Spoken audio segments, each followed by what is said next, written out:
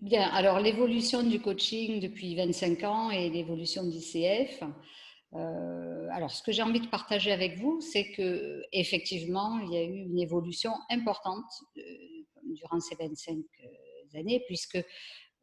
au tout début, le coaching, on ne savait pas trop ce que c'était en fin de compte, et il y avait plutôt de la méfiance à l'égard du coaching et des coachs, puisque on pouvait penser soit que c'était des psys qui allaient investir les entreprises, voire des sectes pour certaines personnes qui imaginaient peut-être un pouvoir quelconque des coachs sur les personnes accompagnées. Bon, heureusement, ce temps-là est révolu, et petit à petit, grâce justement à ICF et aux fédérations comme la nôtre, petit à petit, les personnes ont pu se former au coaching, les entreprises ont pu faire appel à des coachs et obtenir du coup des résultats satisfaisants, ce qui fait que voilà, de cette méconnaissance et cette méfiance,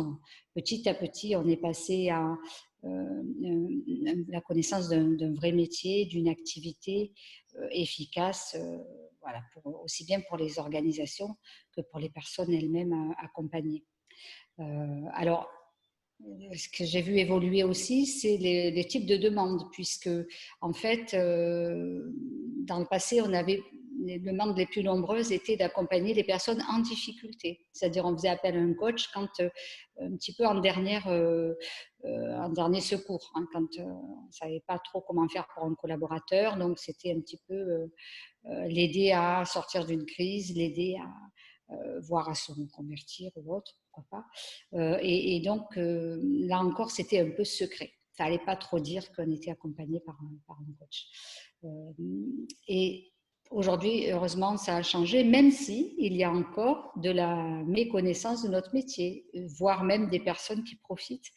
parfois de cette méconnaissance pour avoir un regard critique et peu constructif, en ne voyant que éventuellement les personnes qui ne seraient pas professionnelles et qui utiliseraient ce nom de coach ou de coaching. Mais pour nous, nous sommes des coachs professionnels, donc aujourd'hui quand même la donne est bien différente. Alors aujourd'hui, le coaching et ICF dans le monde,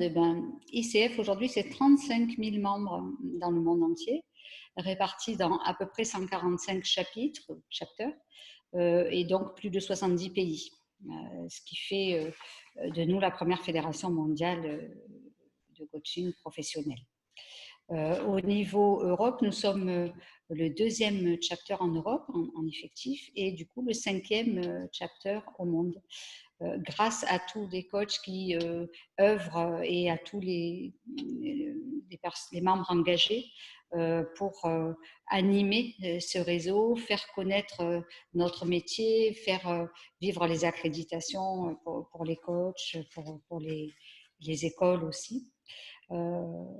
Et du coup, ça nous permet d'être présents aujourd'hui dans les entreprises. Et par rapport à ce que je disais tout à l'heure sur la méconnaissance, aujourd'hui, nous n'en avons plus,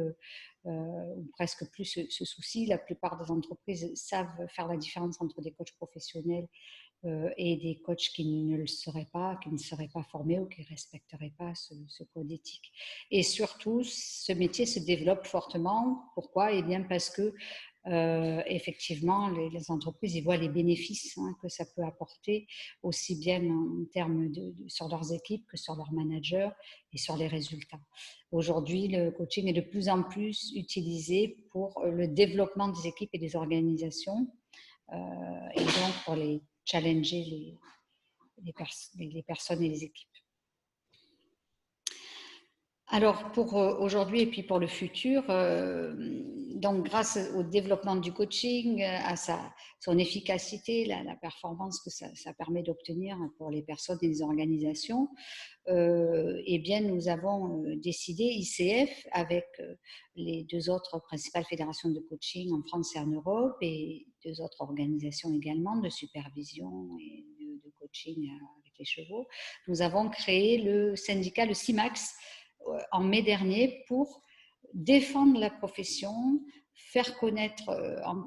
ce métier auprès de l'État, auprès de tous les acteurs économiques, puisque malheureusement, nous avons encore des détracteurs qui ne font pas la différence entre les professionnels et les non-professionnels. Donc, on a créé ce syndicat et en fin d'année dernière, ce syndicat est allé rejoindre une branche professionnelle, la branche d'éthique, des métiers de l'ingénierie, du conseil, du numérique, pour continuer à œuvrer, à faire connaître et à défendre les avantages aussi des coachs et des organisations qui vont donc faire appel au coaching. Du coup, ce mouvement de connaissance et de reconnaissance va nous emmener vers les perspectives, donc vers les 25 prochaines années. Alors, évidemment, ça va être bien difficile de se projeter sur les 25 prochaines années, puisque comment savoir ce qui va se passer. La crise qu'on est en train de traverser est là pour témoigner de l'inconnu.